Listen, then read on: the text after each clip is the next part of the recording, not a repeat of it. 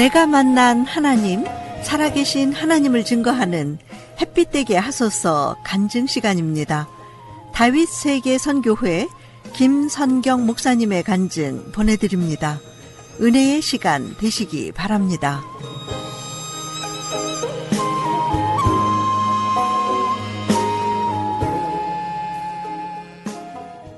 오늘의 말씀은 골로새서 2장 8절, 누가 철학과 헛된 속임수로 너희를 사로잡을까 주의하라. 이것은 사람의 전통과 세상의 초동학문을 따름이요 그리스도를 따름이 아니니라. 할렐루야. 다윗세계 선교회 김성경 목사입니다. 오늘도 저번 시간에 이어서 은혜 나누는 시간을 갖도록 하겠습니다. 주님께서는 제가 영적 싸움에 승리하고 주님께서 주신 테스트를 통과할 때마다 크고 비밀스러운 일들을 가르쳐 주셨습니다. 어느 날은 한국교회의 유명한 목사님들에 대해서 말씀하시면서 누구는 썩었고 누구는 주님의 종이 아니라고 말씀하셨습니다. 저는 이름을 대면서 물어보았습니다. 주님께서는 모두 답해 주셨습니다. 누구는 변질되었고 누구는 마귀에게 쓰임받고 있으며 그러시면서 가짜들이라는 것이 곧 들통날 것이라고 하셨습니다. 그것은 공개적인 망신을 당하거나 큰 병에 걸려 죽는 것이라고 하십니다.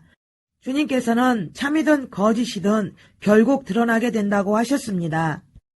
그것이 그 사람의 진실이며 열매이기 때문입니다. 한때 외국의 유명한 목사가 매스컴을 타고 우리나라 목사님들이 그 교회에 컨퍼런스에 많은 돈을 들여서 참석했던 때가 있었습니다.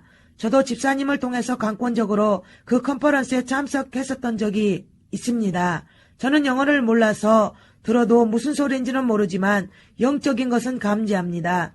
제가 보고 느낀 것은 세상 교회구나 였습니다. 주님께서는 그 교회가 당신이 사랑하시는 교회가 아니고 그 교회 담임이신 유명한 목사님도 당신의 종이 아니라고 하셨습니다. 지금은 그 목사님이 세상과 섞인 모습이 공개적으로 드러났습니다. 한국교회의 유명한 어떤 목사님도 그렇습니다. 자식들의 창피한 작태가 만천하에 드러났습니다. 그 열매를 보면 진짜인지 가짜인지 알 수가 있습니다. 주님께서는 요즘 교회에서 많이 사용하는 화려하고 멋진 강대상에 대해서도 말씀하셨습니다. 몇천만 원이나 주면서 사들이는 몸에 좋다고 하는 옷강대상이나 화려한 크리스탈 강대상에 대해서도 야단을 치셨습니다. 그 돈으로 가난한 개척교회나 도와주라고 하셨고 환상으로 그런 강대상을 보니 뱀이 강대상 다리를 꼬고 있었습니다. 주님께서 말씀하셨습니다. 천년만년 이 땅에서 목사나 해먹으려고 그런다. 내 영광을 자기가 받고 있다. 기도를 하다 보면 가끔 환상으로나 꿈으로 천국을 보여주셨습니다. 어느 날은 하늘 위 우주 같은 또 그보다 더 높은 곳에 어떤 궁전이 떠 있는 것이 보였습니다. 그리고 수많은 천사들이 날아다녔습니다. 인간의 모습을 하고 있었는데 날아다니는 모습이었고 너무도 맑은 아이들 웃음소리가 들렸습니다. 그 웃음소리는 행복하게 들렸고 제 마음을 평화롭게 했습니다. 천국은 그런 아이들같이 깨끗하고 솔직하고 착한 신자들만 가는 곳임을 알 수가 있었습니다. 주님께서는 당신이 사랑하는 자들은 천국의 주님의 성전의 기둥이라고 말씀하셨습니다.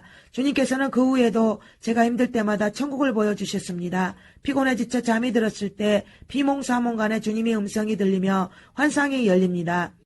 제 몸이 공중으로 붕 뜨듯이 들리더니 어떤 밝은 빛 속으로 빨려 들어갔습니다. 엄청난 흡입력이 있는 빛인데 너무도 밝아서 그 불빛에 타버릴 것 같은 두려움이 생겼습니다. 하나님은 그렇게 밝은 빛이시며 두렵고 떨리는 분이셨습니다.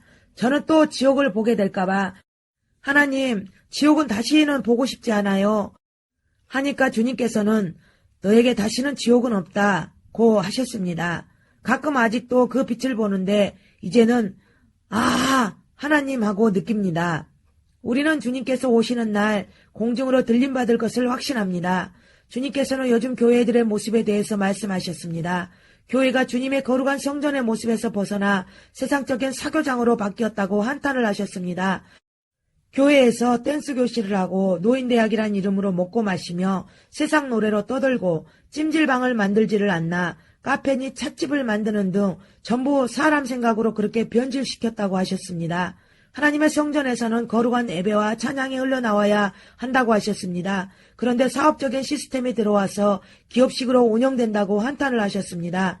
주님께서는 잘못된 것들을 그날에 당신의 종들에게 꼭 물어보신다고 하셨습니다. 요즘 사역자들은 사업을 하거나 생계를 위해서 일하는 분들이 많습니다. 본인들의 욕심이나 먹고 살기 위해서 일하면서 사도 바울을 예로 들면서 방패를 삼는답니다. 그런데 주님께서는 사역자들이 일하는 것은 절대 주님의 뜻이 아니고 마귀의 유혹이라고 말씀하셨습니다. 사도 바울은 선교지에 있는 그 교회의 형편과 처지를 생각해서 본인의 선교비를 충당했었던 것이고, 요즘 일하시는 사역자들은 본인의 형편과 처지를 생각해서 생계 목적으로 일하기 때문에 하나님의 뜻이 아니라고 하셨습니다. 물론 특별한 사명으로 어떤 일을 하시는 분들은 외회입니다. 또 주님께서는 자격증에 대해서도 이야기를 하셨습니다. 요즘은 이 자격증, 저 자격증 등 무수히도 많은 자격증 시대이며 사역자들도 그런 자격증을 받아서 사역을 하려고 합니다. 하지만 주님께서는 단언하셨습니다. 목사는 목사 자격증만 있으면 되지 또 뭐가 필요해?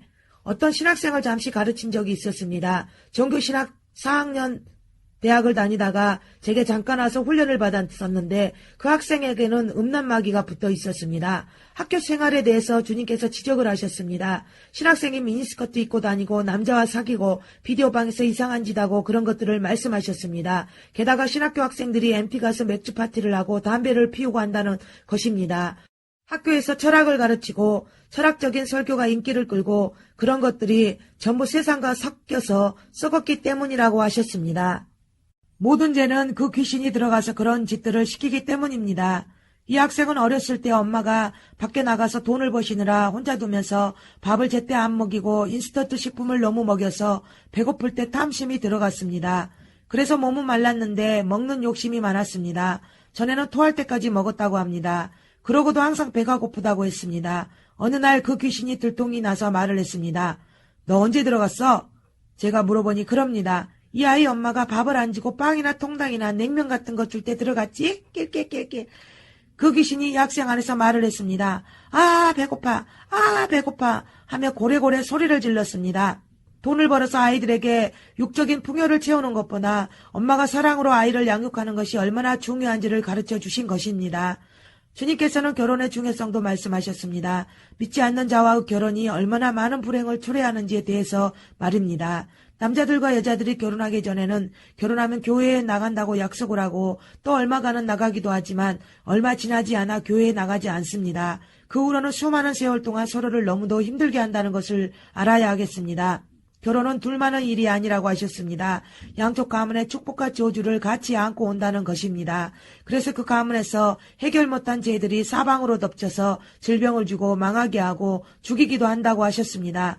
믿는 우리들은 절대 불신자들과 우상 숭배자들과의 결혼을 하지 말아야 하겠습니다. 저 또한 고난 속에서 결혼 생활을 하다가 결국 이혼하게 된 것을 보면 알 수가 있습니다.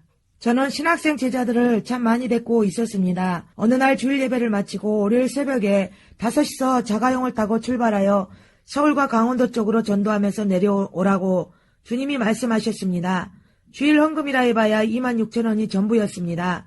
신학생들의 생활비가 기도원 사역에서 나오기 때문에 개인적인 돈은 많이 가지고 있을 수도 없는 상황이었습니다. 하나님께서 돈을 주시지 않는 한 우리에겐 돈이 전혀 없었던 것입니다.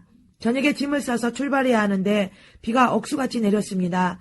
더군다나 운전할 사람은 나이가 20대 후반인 전도사인데 면허증 딴 지 한 달도 안 된 상태였습니다.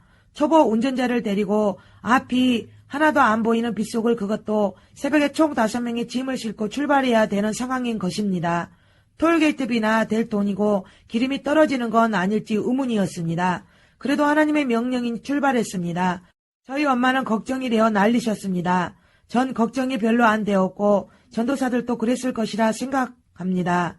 우리는 평소에도 그렇게 강하게 훈련을 받고 있었기 때문입니다. 제가 가다가 돈 없으면 차 팔아서 경비하자 하고 출발한 터라 군소리 없이 따랐습니다. 차를 타자마자 다들 기도합니다. 예수 이름으로 앞차는 비켜라, 옆차는 가까이 오지 마라, 뒤에 오는 차는 조심해라 등등 나오는 대로 외치며 갔습니다. 그래도 무서운 것이 없고 즐겁기만 했습니다. 마가복음 9장 23절 예수께서 이르시되 할 수 있거든이 무슨 말이냐 믿는 자에게는 능히 하지 못할 일이 없느니라. 저는 앞좌석에 앉아도 무서워하지 않는 성격입니다. 원래는 겁이 많았는데 주님께서 담대함을 주신 뒤로는 잘 놀라지 않습니다.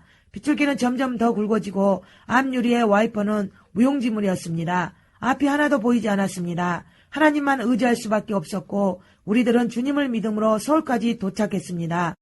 서울 톨게이트를 도착하니 비가 멎었습니다. 그때도 지금처럼 인터넷 카페를 운영하고 있었는데 카페를 통해서 은혜를 사모하시는 분한테서 연락이 왔고 하나님께서는 우리에게 믿음의 선물로 300만 원을 헌금으로 전해주셨습니다. 그래서 동대문 시장에 가서 전도사들에게 옷 한 벌씩 사주고 여행 중에 개척교회 헌금도 하고 전도 여행을 마치고 돌아왔답니다. 제가 훈련시켰던 신학생 전도사들에게 훈련 방법이 있습니다. 우선 제가 그랬던 것처럼 먼저 기도원에 들어오면 모든 것을 정리하게 했습니다. 그동안 세상 일을 하면서 입었던 옷, 신발, 가방, 속옷까지도 다 버리게 합니다. 물질도 정리해서 하나님께 드리고 전부 내려놓습니다. 제가 독신으로 사역했기에 전부 독신만 보내셨습니다. 전부 내려놓고 나면 오직 기도와 예배와 성경만 봅니다. 그리고 카세트를 사주든지 mp3를 사주어서 항상 찬양만 듣게 합니다. 잡생각을 잡아준 데는 이게 최고입니다. 기도할 때도 몇 시간을 힘들거나 지루하지 않게 지속할 수가 있습니다. 금식도 계속 병행시킵니다. 3일, 5일, 10일 시킬 때도 있습니다. 그렇게 1년 넘게 훈련이 되면 선교에 동참시킵니다.